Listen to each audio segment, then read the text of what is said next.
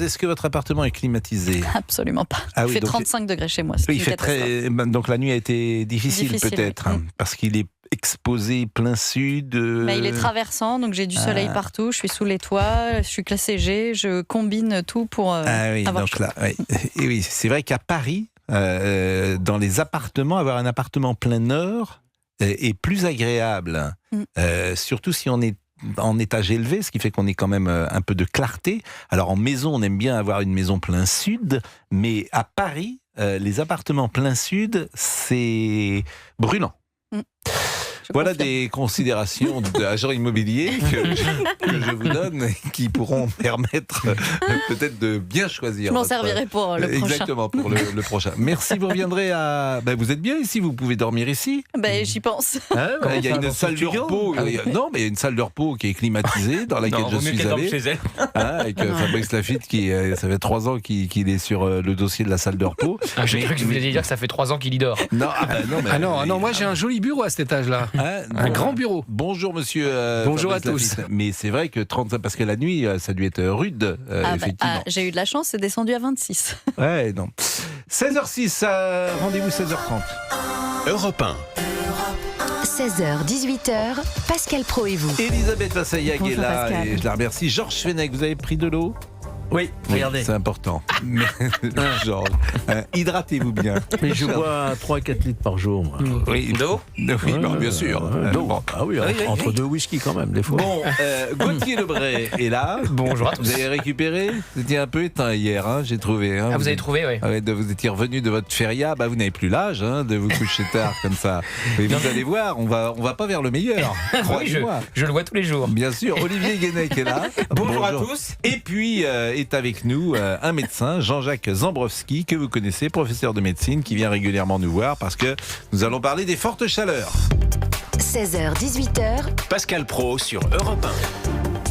Selon la ministre de la Santé, Stéphane Rist, la vague actuelle de chaleur n'est pas une urgence sanitaire, pas de tension particulière aux urgences ou au SAMU. Une réunion est prévue jeudi entre différents ministres avec le Premier ministre Sébastien Lecornu. La ministre de la Santé a rappelé les messages de vigilance aux sportifs, ne pas faire autant d'efforts physiques que d'habitude. 2 personnes sont décédées pendant le week-end lors d'événements sportifs et d'autres malaises ont été recensés. Bon, j'ai envie de dire, c'est ce qu'on appelle le marronnier dans notre métier, monsieur Zambrowski. Un peu de bon sens, tout le monde sait ça, tout le monde sait ce qu'il faut faire quand il fait chaud, qu'il ne faut pas se mettre en... Là, quand je vois par exemple à Roland-Garros, les gens en plein soleil par 38 degrés, des gens parfois qui ont un certain âge, je me dis que ce n'est pas raisonnable et j'ai pas besoin d'avoir fait 6 années de médecine pour cela. Oui, non, c'est d'une sorte d'évidence. Malheureusement, nous ne sommes pas habitués en région parisienne à des températures qui dépassent 30 degrés. Et à On est Roland-Garros, habitué 15 fois par an, ou 10 fois, entre 10 et 15 fois par an. oui, puis on y est éventuellement habitué entre juillet et août, alors que nous ne sommes que mi-juin, enfin que bien Fin mai. avant. Et même fin mai. Je sais même que fin le mai. temps avance Bien, vite. bien, pour bien, nous, mais- nous sommes fin mai. Ou alors j'ai manqué quelques Non, jours. nous sommes fin mai. Et donc, cette vague de chaleur dont on a Vous êtes toutes sur sortes- Europe 1. Oui, 2024. 2000 non. Cette vague de chaleur, elle est inhabituelle et on n'a pas l'habitude et on n'a pas. Les gens sont passés de la semaine dernière où ils devaient mettre une doudoune à aujourd'hui où ils devraient s'habiller de manière plus légère. Pourquoi les personnes âgées ont moins soif? Les personnes âgées ont beaucoup moins d'envie en général et leur régulation à la soif, à la déshydratation est moins évidente qu'une personne. Mais pourquoi? On ne sait pas, c'est comme ça. C'est l'usure. Ah, ça c'est drôle comme Non, réponse. c'est pas drôle mais du tout. oui, non mais c'est-à-dire parce que et c'est dangereux, c'est ce que je lis parce que elles peuvent être déshydratées alors qu'elles n'ont pas, elles n'éprouvent pas sensation. le besoin de boire. Donc je suis très étonné chaque année, j'entends ça et je me dis comment ça se fait? Mais Parce que, bon, si je me dis, vous en avez tout des cas, que personnes j'ai- âgées de votre entourage, vous pouvez constater que des tas de fonctions déclinent. Non, mais c'est Parce quoi que- âgé finalement, monsieur? Puisque Ça c'est une bonne question. autour de nous, on a des personnes qui ont 75-80 ans et qui se portent bien, qui sont autonomes 100%. Est-ce qu'elles sont âgées? Alors, elles sont sûrement moins âgées que des personnes qui marquent le coup, mais vous avez des gens qui sont vieux, usés, dès 65-70 ans. Si on se cramponne, si certains se cramponnent du moins, pour maintenir la retraite à un âge où d'autres imaginent encore travailler 10 ans, 15 ans, voire 20 ans, c'est bien parce que nous sommes inégaux face à l'âge. Mais l'espèce humaine, si vous regardez à quel était l'âge moyen de la population de France, après-guerre par exemple, eh bien, ou avant-guerre, vous apercevez que c'était 20 ans de moins qu'aujourd'hui. Et quand on voit effectivement surtout des personnalités, parce que c'est toujours ça qui est intéressant, quand on voit ces personnalités à l'âge à laquelle elles sont décédées et combien elles faisaient entre guillemets déjà vieilles, je pense à des acteurs comme Jean Gabin. Jean Gabin, il est mort à 72 ans. Et ça faisait 20 ans qu'il faisait vieux, et très vieux. Alors c'est vrai qu'il mangeait moins bien, il était plus lourd, il faisait pas de sport. Tout ça a fait qu'aujourd'hui on vit plus longtemps et beaucoup mieux. Alors je vous propose d'écouter Stéphanie Rist. J'ai dit Stéphane tout à l'heure, mais c'est Stéphanie Rist qui est la ministre de la Santé. Elle a dit pas de tension particulière. Écoutons-la. Les effets de la chaleur, ils arrivent quelques jours, voire semaines après. C'est rarement le jour même où il fait très chaud il peut y en avoir, mais c'est souvent après qu'il peut y avoir des risques, d'où l'intérêt de la prévention à ce stade et des différents messages qu'on a pu passer. Donc pour l'instant, ce qu'on peut dire, c'est qu'il n'y a pas de tensions particulières qui nous sont remontées, même si il peut y avoir un peu plus d'appels parce que les gens se sentent pas forcément bien quand il fait très chaud. Je crois que notre travail aujourd'hui, il est réellement de redire les messages, même si beaucoup de gens se sont moqués sur mes réseaux sociaux quand j'ai pu prévenir en disant qu'il fallait boire de l'eau même si on n'avait pas soif. Eh bien, tant pis, je le redis, il faut boire de l'eau même si on n'a pas soif. Tout au long de la journée, il faut fermer ses volets, il faut se protéger de ces vagues de chaleur, même si on commence à en avoir l'habitude. Je pense qu'il est très important de repasser les messages. Allez voir les personnes fragiles autour de vous qui penseront peut-être un peu moins à boire de l'eau. C'est une sorte de solidarité générale qu'il faut avec cette vague de chaleur qui arrive. Jean-Jacques Zambrowski est avec nous, il est professeur de médecine. Est-ce que vous validez ce que vient de dire la ministre de la Santé ? Globalement, oui. Si ce n'est que chez certaines personnes âgées qui sont affaiblies, déshydratées, en surcharge pondérale, parce qu'elles font pas beaucoup d'exercice physique, eh bien, il faut être particulièrement vigilant et il faut effectivement non seulement s'hydrater beaucoup, mais il faut globalement chercher à se préserver du chaud et évidemment éviter toute occasion de se faire réchauffer brutalement par la chaleur qui est venue, encore une fois, tout à fait soudainement. Il est 16h12, on va marquer une pause et puis on va vous interroger encore sur 2 ou 3 petites choses et notamment sur les effets de la climatisation. Est-ce que vous la recommandez ? Est-ce que si par exemple on a les moyens, parce que c'est pas donné, je ne sais pas ce que ça coûte d'ailleurs de climatiser son appartement. Ça dépend de la superficie et de ce que vous voulez climatiser. Par exemple, vous avez un appartement climatisé ? Non, mais enfin, depuis quelques mois, on a commencé des travaux pour pouvoir le faire. Et ça m'intéresse, parce que dans un appartement dit haussmannien, est-ce que c'est... Haussmannien, mais en fait, ça suffit. Après, ça dépend des pièces que vous voulez climatiser. Moi, je privilégie les chambres, c'est là où c'est le plus important. Non, ce qui cartonne, c'est les clims portables depuis quelques années. Je suis d'accord avec vous, mais ça, c'est... 2, 3, 400, 500 euros, c'est hyper pratique. Il y en a partout, c'est pas trop cher. Je suis d'accord avec vous, mais convenez que c'est encombrant d'abord, pas forcément... c'est très encombrant, il faut mettre ça dans une maison, dans une chambre. C'est pas esthétiquement, c'est pas ce qu'il y a de plus joli. Mais j'imagine que lorsqu'on peut climatiser tout son appartement, c'est une solution envisageable. Je crois que le but n'est pas esthétique, je crois, mais il y en a beaucoup qui en achètent l'été. Moi, autour de moi, ça cartonne. Mais j'en suis sûr. Les personnes âgées notamment. J'en suis sûr. Il est 16h14. On va marquer une pause. D'ailleurs, je poserai la question à l'ami Laurent Tessier, que je salue. Bonjour. On pourrait avoir un climatiseur.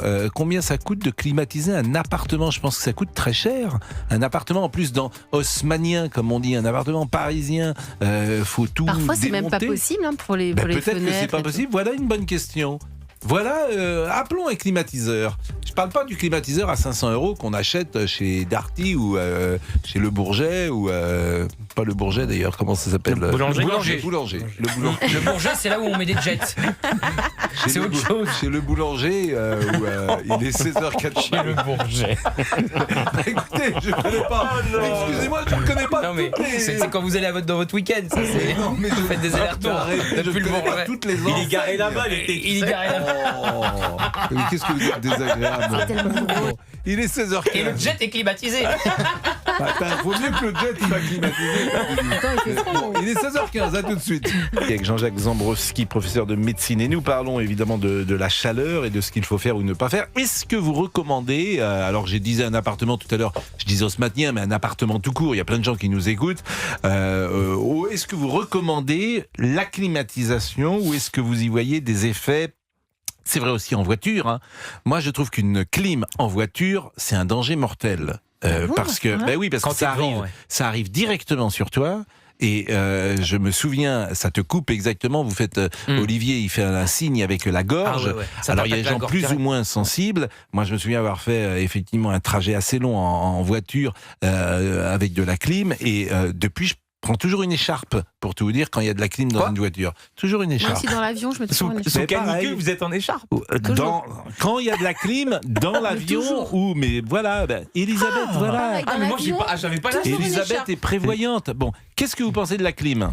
La clim, pour tout un appartement, c'est compliqué et comme vous le dites, c'est cher. C'est hors de- La clim dans certaines pièces peut être tolérable à condition de ne pas avoir le flux d'air frais qui arrive directement sur le visage. Parce que, effectivement, comme vous, on va être gêné par la clim, surtout si elle est réglée trop bas. Les gens pensent que s'il fait 30 degrés, il faut mettre la clim à 16. 16, c'est trop froid. Il faut la 10 mettre, degrés paraît-il, à maximum, 4 ou 5 degrés en dessous de la température. C'est exactement ce que conseillent, Ouais.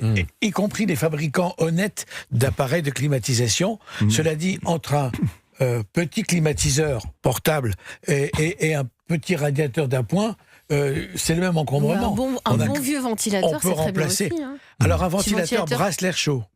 Ah oui 3-4 degrés en dessous. Est-ce que le corps s'acclimate mieux à la très haute chaleur ou au très grand froid? Au très grand froid, paradoxalement. On supporte, quand vous êtes à la montagne l'hiver, parce que vous avez la chance de prendre quelques jours de vacances, vous vous apercevez qu'il fait peu de degrés, voire même une température négative, et finalement, vous bravez le froid. Vous avez froid au visage, et encore, mais on sait mieux se protéger, et on sait se couvrir, alors qu'on sait mal se découvrir quand il fait chaud. Alors les nuits sont difficiles. Est-ce que vous avez des recommandations pour les nuits qui sont difficiles? Par exemple, Émilie, elle est sous les toits, disait-elle, il y a 26 degrés, il n'y a rien à faire. Elle va pas prendre un bain toutes les 2 heures. Tu prends ton mal en patience? Pas grand-chose à faire, mais elle peut renoncer au somptueux couvre-lit qui couvre peut-être son lit. Elle peut renoncer Parlez d'un conseil, enlevez votre drap qu'il y a dessus. C'est court, monsieur le professeur. Il n'y a pas grand-chose à... Mettre les draps dans le frigo. à donner. Non, Mettre les draps dans le frigo, c'est Au congélateur, ça cartonne ça aussi. Non, mais c'est vrai. Et on les met Et tu mets au ta moment housse d'aller de se couette coucher. comme ça au congélateur, tu vas la mettre sors tes draps au congélateur. Oui, bien sûr. Et tu Bon, sors le sérieusement, C'est un est-ce vrai qu'il y a truc. des aliments à privilégier? Non mais écoutez ça.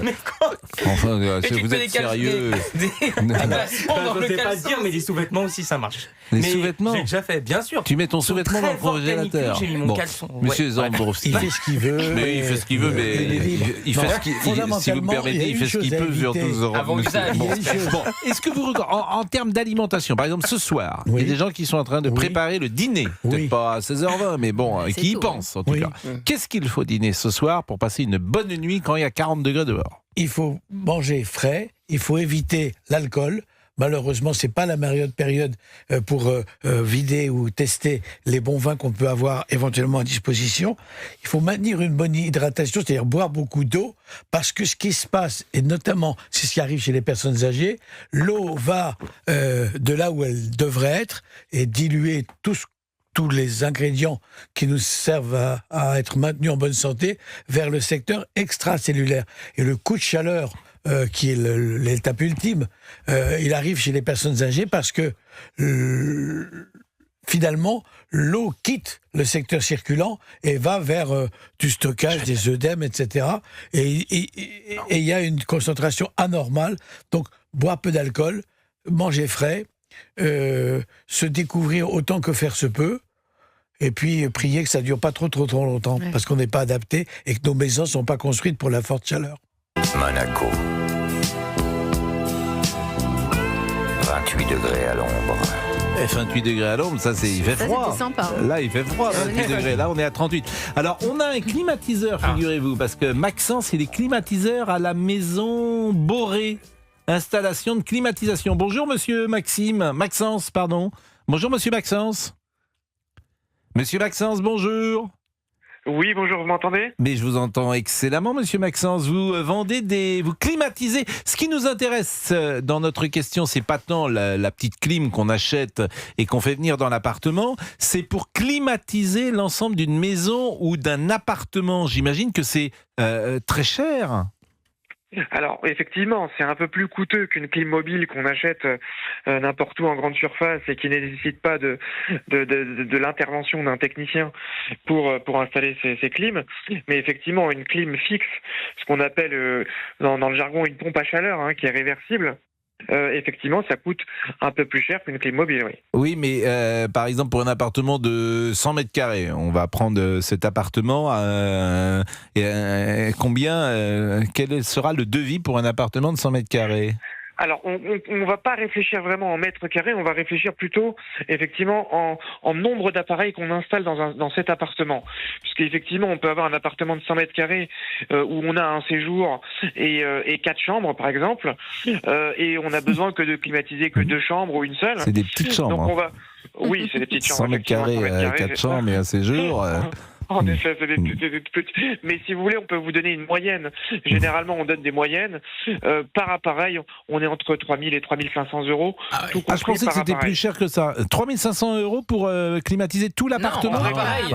Mais qu'est-ce que vous appelez par appareil ? Parce que alors, par pièce, pardon. Par appareil, par pièce. Excusez-moi. Oui, mais vous ne mettez pas un appareil. C'est-à-dire que tout ça est dans les murs, j'imagine. Non, si vous mettez des appareils blancs, vous savez, au plafond. Mais oui. Il y a différents effectivement types d'appareils intérieurs. Il y a soit des appareils qui s'accrochent effectivement au mur et qui sont visibles. Ça, c'est pas très joli quand même. Il y en a des jolis aujourd'hui. C'est vrai qu'avant, ils étaient vraiment disgracieux. Aujourd'hui, on a des appareils qui sont de plus en plus design, entre guillemets. Donc du coup, ça c'est la première solution. Donc on peut faire ça et on peut sinon effectivement faire souffler à travers des grilles, qui est un petit peu plus joli, mais aussi un peu plus coûteux. Mais pour créer ces grilles dans un appartement qui existe déjà, ça doit être compliqué, j'imagine. C'est très compliqué. Il faut généralement prévoir des travaux annexes pour cacher ces appareils. C'est ça. Pour les intégrer dans les plafonds. Donc ça coûte très cher et c'est des travaux considérables. Donc les gens ne le font pas forcément.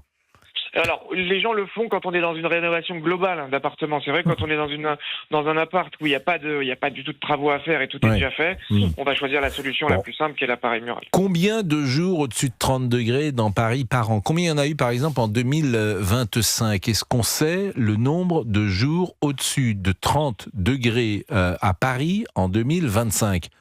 Là, vous allez un petit peu au-delà de mes compétences. Moi, je suis pas météorologue, mais on sait que, en général, la période vraiment très chaude, elle intervient entre le mois de mai et le mois de septembre. D'accord ? On a effectivement là ces 4 mois où on sait qu'on va avoir une période vraiment très chaude.